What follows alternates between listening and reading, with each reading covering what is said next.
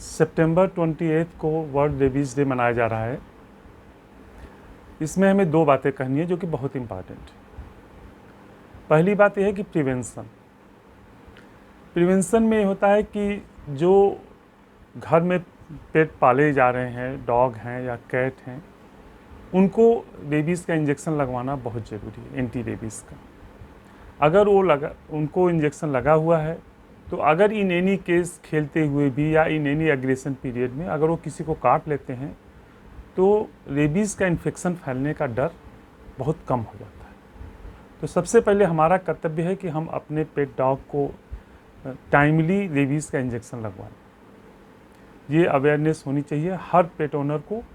इसके अलावा हमारे घर के आसपास के जितने भी स्टे डॉग हैं जो कि सड़क पर घूमते रहते हैं, आए दिन किसी न किसी को काट लेते हैं और लोगों को तमाम तरह की परेशानियों का सामना करना पड़ता है, तो उनको भी हमारी ये सलाह है कि आसपास के जो लोग हैं वो किसी एनजीओ के थ्रू या अपनी इनिशिएटिव लेकर के उन सबको एंटी रेबीज़ का इंजेक्शन ज़रूर लगवा दें। ये एक सबसे बड़ी इम्पॉर्टेंट चीज़ है।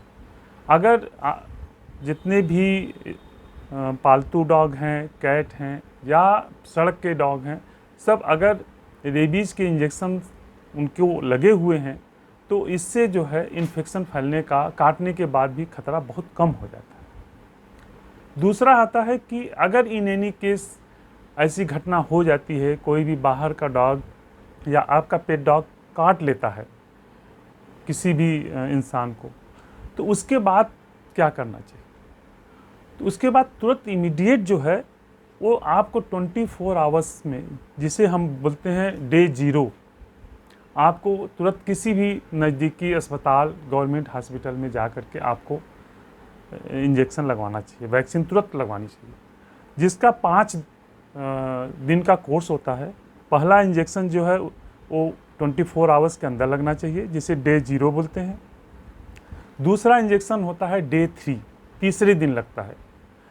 और तीसरा इंजेक्शन डे 7 बोलते हैं उसे, जो कि 7वें दिन लगता है। और चौथा इंजेक्शन जो होता है डे 14, 14वें दिन लगता है। और 5वां और अंतिम जो इंजेक्शन है वो डे 20, मतलब 20 डेज़ के अंदर में लग जाता है। सारा कोर्स इसमें पूरा हो जाता है। ये लगाने के बाद जो है वो रेबीज़ के इन्फेक्शन का खतरा 0 हो जाता है, मिनिमाइज़ हो जाता है।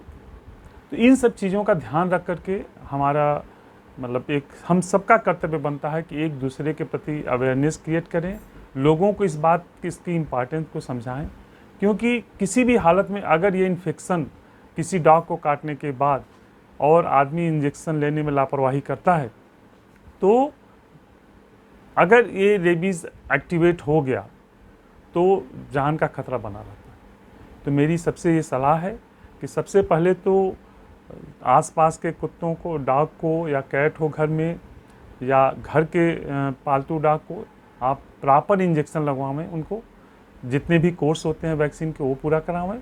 दूसरा, अगर इन एनी केस ऐसी घटना हो जाती है तो रेबीज़ के वैक्सीन का पूरा डोज लें, जिससे कि किसी भी तरह की ऐसी स्थिति न आवे जो कि बाद में पश्चाताप करना पड़े।